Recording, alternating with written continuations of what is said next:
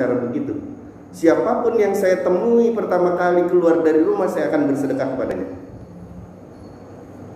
Dia terbiasa sholat di masjid. Artinya setiap kali ke masjid, dia akan temui manusia-manusia yang ke masjid juga, atau orang-orang yang ada di sekitar situ. Dia sudah siapkan, biasanya bawa dinar, entah 1 atau 2 dinar, dia pasti sedekahkan. Dan itu tiap hari tuh, dia sedekah, habis bangun tidur, ke kamar mandi, terus langsung berangkat, siapa yang ditemui, dikasih duit. Ini ulama ini begini tuh, tiap hari. Ada satu masa di mana hujan lebat, hujan besar sekali, sehingga dia tidak temui di perjalanan yang biasanya ke masjid itu banyak orang. Ini nggak ada orang. Orang-orang pada sibuk di rumah, takut ke masjid karena hujannya seperti badai. Akhirnya ulama ini sendirian pergi ke masjid. Tapi pada saat itu biasanya dia bawa uang beberapa dinar. Ini enggak, bawanya roti. Karena duitnya lagi enggak ada, jadi bawanya roti. Khubzah, roti yang agak-agak keras. Ya, nggak bisa dimakan kalau nggak dicemplungin ke teh, ke kopi, ke madu, ke air, gitu nggak bisa dimakan. Alat giginya kalah. Itu namanya khubzah, roti. Dibawa khubzah. Ya. Jalan ke masjid, hujan-hujan, tetap jalan. Karena kebiasaannya bersedekah. Tapi nggak ditemui manusia. Nanti kali di masjid ada orang, kali saya bisa bersedekah nanti di masjid. Siapa yang pertama saya temui, dialah yang saya kasih roti. Di masjid nggak ada orang juga, karena hujannya besar sekali dan orang takut buat keluar. Ya Allah, sedekah ke siapa ini? Ya, nggak ada orang, nggak ada manusia. Sampai pulang dari masjid masih hujan besar, jadi nggak ketemu sama manusia. Akhirnya dia lihat ada seekor keledai lagi kedinginan meneduh di bawah pohon yang rindang.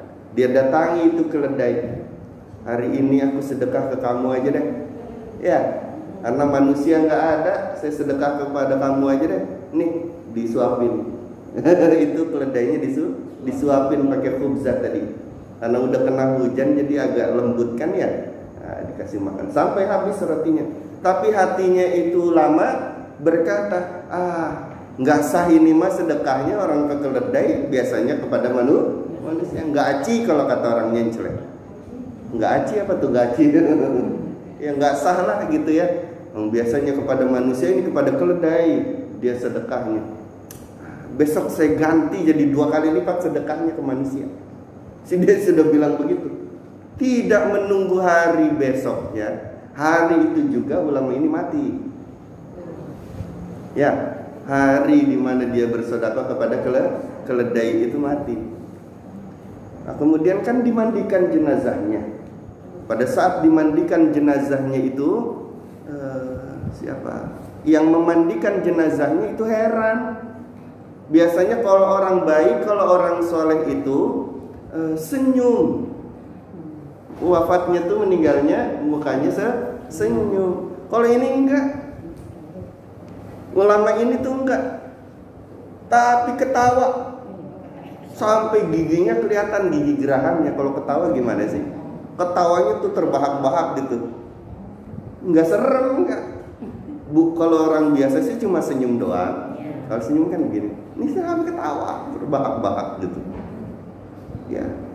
Jadi wafatnya tuh keadaannya lagi terbahak-bahak, lagi tertawa gitu. Ya, orang tertawa gimana sih ya begitu matinya. Yang mandiin jenazahnya nih, wahai Syekh, kamu tuh ngelihat surga bagian mana sih? Sampai ketawanya begitu senengnya. Saya pengen tahu ya Allah, nih ulama nih lagi ngapain sih sampai nggak biasa wafatnya. Yang biasanya ulama yang saya mandiin itu paling cuma senyum. Ya, kalau dia enggak, sampai gigi-giginya kelihatan semua, saking senangnya tuh ulama. Kamu tuh kenapa sih? Ya, Dia minta hatinya kepada Allah, ya Allah, yang memandikan jenazahnya tuh, saya pengen tahu nih ulama amalannya apa sampai ketawa begini matinya. Ya, akhirnya setelah pemakaman sudah kelar, malam harinya itu yang memandikan jenazah ditemui sama ulama yang tadi dimandikannya. Dalam mimpi itu datang. Ketika datang, si pemandi jenazah ini berkata, wahai Syekh, ma yaf'alullahu bik, apa sih yang Allah perbuat kepadamu sampai ketika kau menghadap kepada Allah, nyawamu terlepas dari badanmu itu kau sambil tertawa? Apa sih yang menjadi amalanmu? Ya. Kemudian ulama ini menjawab, saya pikir saya ketika masuk alam barzakh ke kuburan itu, yang pertama kali melihat dan menyambut saya bidadari-bidadari, karena berupa amal-amal saya waktu di dunia, atau amalan-amalan apalah yang sekiranya itu menemani saya nanti di alam barzakh gitu ya, berupa teman-teman yang baik-baik atau bagaimana nanti di kuburan saya nggak sepi gitu ya. Tapi ini ternyata enggak. Yang pertama kali menyambut saya itu adalah keledai yang tadi pagi subuh saya bersedekah kepadanya. Keledai itu ketawa. Jadi saya ketawa, kirain saya bidadari yang nyambut, taunya keledai yang nyambut saya. Ya. Dan yang buat saya lebih ketawa lagi adalah ketika malaikat Munkar dan Nakir itu bertanya kepada saya mengenai man rabbuka wa ma nabiyuka wa ma imamuka ya wa ma kiblatuka. Bertanya demikian, yang jawab keledai.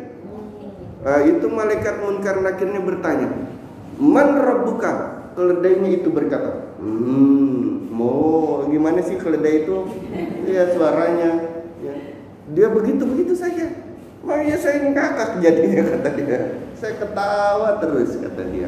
Sampai di alam barzakh, ya dialah ternyata amal saya yang paling ikhlas di hadapan Allah. Justru amalku kepada sodakohku kepada siapa?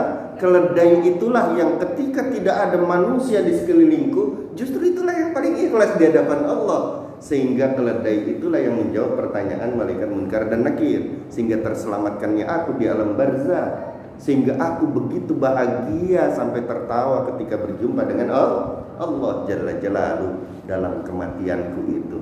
Ya, justru sedekah yang selama ini itu kalah derajatnya dengan sedekah kepada keledai. Biasanya dia sedekah sama manusia, ternyata masih ada sedikit ruang di hatinya mungkin untuk dikatakan terima kasih sama manusia. Ya, untuk dibalas dengan senyuman oleh manusia. Itu kan namanya agak-agak nggak ikhlas tuh kalau kayak begitu tuh. Pengen dipuji, apalagi begitu sudah hangus amalnya. Ya. Karena saya bersedekah kepada siapa? Keledai. Nggak asal nih saya sedekah, masa sama kamu sedekah. Tapi ternyata justru itu yang paling ikhlas. Ketika nggak ada lagi yang menilai saya. Ya, antara saya dengan keledai dan Allah saja yang tahu. Ternyata itu yang menyelamatkan. Itu yang paling ikhlas. Maka Bu, sekali-kali sedekah sama semut, sama tikus. Ya, biarin dia sering mencuri karena kitanya banyak harta haramnya jadi dimakan sama dia. Kenapa tuh? Kan ini tikus di rumah banyak. Si Badik nangkep tikus, ditaruh di itu. Nah udah gitu tikus nanti sama dia dikasih makan terus. Iya nggak apa-apa. Dikasih makan tapi yang lain juga berani datang lagi tuh. Iya nggak apa-apa. Dikasih makan, niatnya niat bersaudara, aku nggak apa-apa. Masih hidup enggak? Nggak apa-apa. Tapi dia punya anak, punya ini enggak? Tikusnya punya anak enggak? Kalau punya anak kasihan. Ya, ya Allah, nggak apa-apa begitu.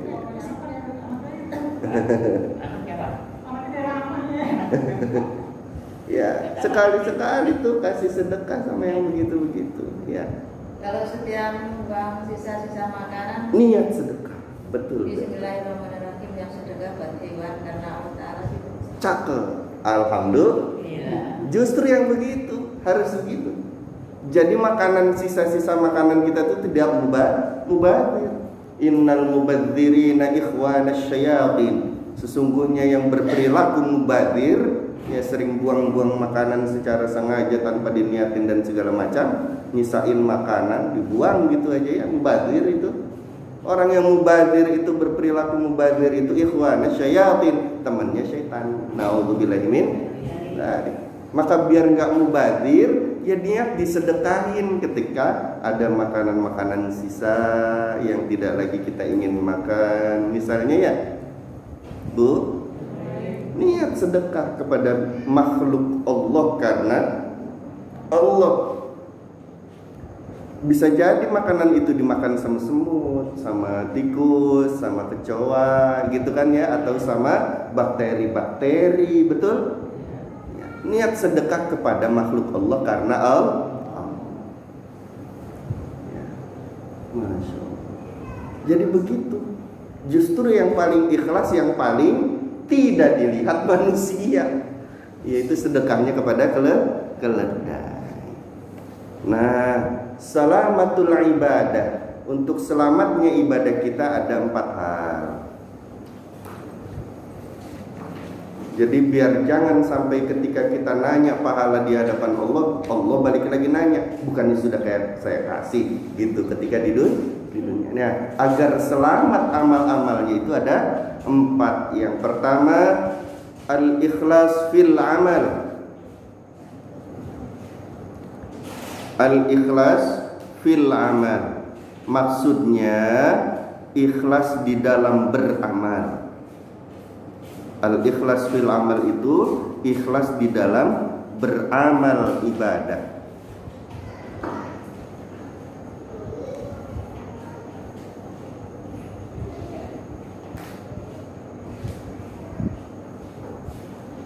Kelihatannya sih cuma ngelepas kacamata, pakai kacamata, betul nggak? Tahu nggak hatinya ngapain? Nggak tahu kan? Bu, nanti dicontoh ya, insya ngelepasnya bismillahilladzi la ilaha illahu. Hatinya ngomong begitu, pakai lagi kacamata, bismillahirrahmanirrahim, Allahumma inni as'aluka khairihi wa khairi ma huwa lahu wa a'udzubika min syarrihi wa syarri ma huwa lahu. Ketahuan nggak sama ibu-ibu? Nggak ketahuan, itu namanya amal rahasia. Tapi yang barusan nggak jadi rahasia karena saya ceritain sama ibu-ibu. Paham ya? Kalau memakai sesuatu, melepas sesuatu, oh, bisa jadi amal rahasia semua. Pakai sendal bismillahirrahmanirrahim ya, ngelepasnya bismillahilladzi la ilaha illahu. Oh, jadi amal rahasia semua. Hatinya yang ngomong, insya. Yang pertama, ikhlas di dalam beramal. Maksudnya bagaimana ikhlas di dalam beramal? Niatnya ikhlas karena Allah. Kepinginannya, niat-niatnya, rencana-rencananya Allah. Itu namanya ikhlas di dalam beramal. Keinginan, rencana-rencana, terutama niat itu harus karena Allah. Nggak boleh karena selain Allah. Ya. Salat karena takut sama neraka, ya, itu benar untuk orang awam, termasuk ikhlas karena janji Allah. Ya. Salat karena pengen masuk surga, itu benar bagi orang yang awamul muslimin, pada umumnya orang yang Islam. Tapi orang yang sudah ngaji harus naik tingkatannya, jangan cuma di situ doang. Maksudnya ikhlas di dalam beramal, rencana-rencana, keinginan-keinginan, tujuan dan niatnya itu harus Allah Subhanahu wa ta'ala. Kalau beramal seperti ibadah sholat yang dituju pengen masuk surga, ya, Allahnya mana? Halo. Kalau beramal ibadah sholat karena takut neraka, kenapa nggak takut sama Allah saja yang maha menciptakan neraka? Halo. Takutnya sama yang maha menciptakannya, jangan sama ciptaannya. Surga itu ciptaan Allah, neraka itu ciptaan Allah. Takutnya arahkan ke Allah, jangan takut nerakanya. Paham ya? Masya Allah. Bagaimana ketika Allah Subhanahu wa ta'ala nanti berkata dan berfirman kepada kita, wahai hambaku, gimana kalau enggak aku ciptakan itu surga dan neraka? Masihkah kalian mau berhamba kepadaku, menghamba kepadaku, beribadah kepadaku? Kalau nggak ada surga, nggak ada neraka. Ya. Diarahkan ikhlas itu di dalam beramal, maksudnya keinginan dan niatnya adalah Allah. Yang kedua, agar selamat di dalam ibadah itu ikhlas fi talabil ajri. Ikhlas di dalam mencari balasan dan pahala. Ikhlas di dalam mencari balasan dan pahala-pahala.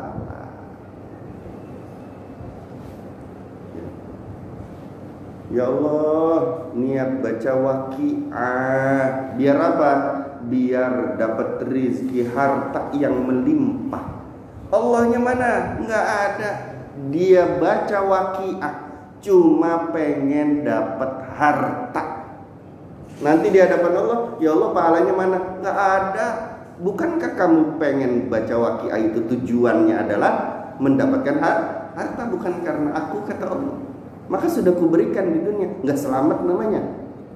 Maka salah satu agar amal-amal ibadah kita itu selamat di hadapan Allah, harus ikhlas di dalam mencari apa? Balasan-balasan dari Allah dan pahala dari Allah. Maksudnya bagaimana ikhlas di dalam mencari balasan dan pahala dari Allah? Kita pengen balasan dari Allahnya tuh Allah saja, jangan dibalas macam-macam. Ya Allah, saya kan sudah ibadah, mana ini balasannya? Katanya kalau baca waqiah 3 kali setiap habis subuh atau pagi hari atau sore hari maka duitnya banyak. Nah, jangan minta begitu. Tapi minta balasannya Allah lagi. Bagaimana minta balasannya Allah lagi? Ya Allah, aku menjalankan perintahmu berupa membaca suratul waqiah karena aku cinta kepadamu. Maka cintailah aku. Balasannya cinta Allah kepada kita. Balasannya kita dinilai sebagai orang yang bertakwa di hadapan Allah. Balasannya kita diakui sebagai hamba oleh Allah. Itu kaitannya ke Allah, terus minta dibalasnya. Ya, paham sampai sini? Insya Allah. Alhamdulillah. Ya, jadi jangan yang lain tujuannya selain Allah. Tujuannya Allah saja. Yang ketiga, agar selamat itu ibadah kita, zikru minnatillah, mengingat ya, bahwa dapat terlaksananya ibadah itu karena anugerah Allah. Mengingat, menyadari bahwa terlaksananya amal-amal ibadah itu adalah karena anugerah dari Allah. Jadi habis sholat jangan katakan sayalah yang habis sholat itu, sayalah yang mampu melaksanakan sholat itu, jangan katakan begitu. Tapi habis sholat berkatalah di hadapan Allah, duhai Allah, ini adalah karena kemahabaikanmu yang telah menganugerahkan kepada aku macam-macam anugerah, pertolongan sehingga dapat terlaksananya ibadah sholatku ini. Ya, sebutin di hadapan Allah begitunya. Jangan habis sedekah, iya sayalah yang bersedekah itu ya Allah, sayalah yang mampu bersedekah itu. Habis semua amalnya, hadirin di hadapan Allah. Tapi habis sedekah berkatalah di hadapan Allah, duhai Allah, karena anugerah darimu lah, karena pertolongan darimu lah, ya itu dapat terlaksananya sodako, ibadah sodakoku. Paham ya? Yang keempat, agar selamat itu ibadah kita di hadapan Allah, ta'zimu taufiqillah, mengagungkan taufik dari Allah. Ta'zimu taufiqillah, mengagungkan taufik dari Allah. Maksudnya bagaimana mengagungkan taufik dari Allah? Kita bisa ibadah itu karena Allah kasih taufik. Taufik itu apa? Kemampuan yang diberikan oleh Allah untuk melaksanakan hidayah irsyad, hidayah ilmu. Kemampuan melaksanakannya itu namanya taufik.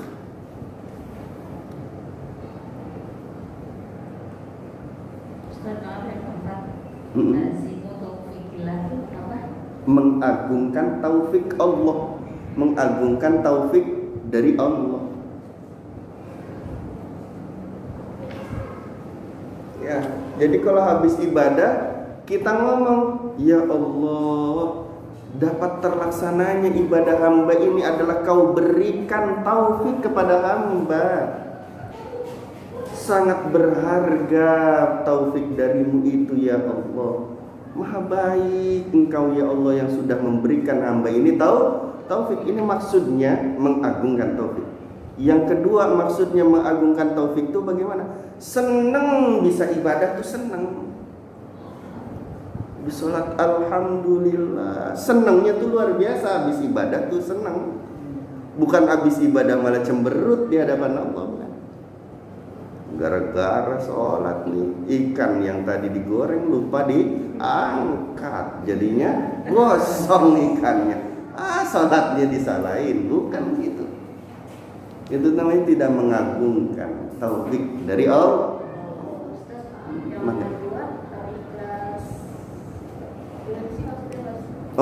Ikhlas di dalam mencari apa? Pahala atau balasan. Itu ya, yang kedua ya. Al-ikhlasu fi talabil ajri. Apa tuh? Al-ikhlasu fi bukan. Al-ikhlasu satu kata. Al-ikhlasu satu kata nih. Fi kata yang berbeda. Talabi kata yang beda lagi. Ajri beda lagi. Nah, kalau digabung dalam satu kalimat, al-ikhlasu fi talabil ajri. Gitu ya, kalau disambung. Bukan al-ikhlas sufi, bukan. Beda. Ya. Al-ikhlasu berhenti dulu fi. Nah, berhenti lagi talabil ajri. Gitu ya.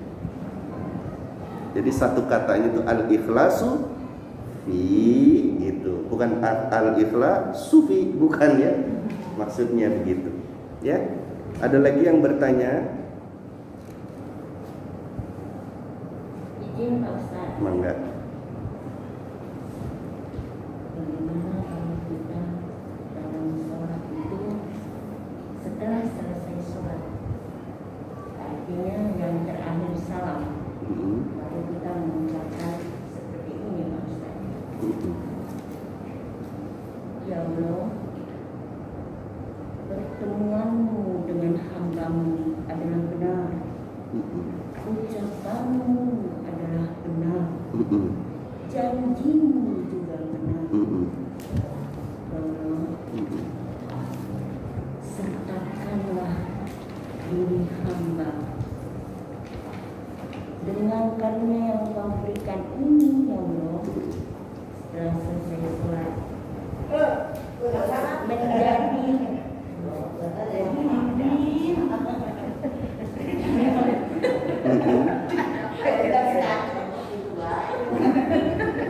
pindah sini nggak apa-apa.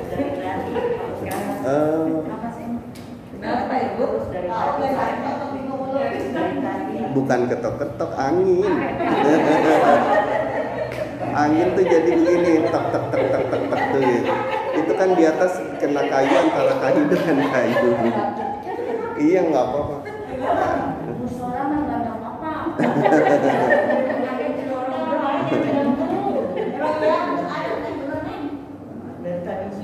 Itu pengaruh. Ikut ngaji berarti Iya. ya.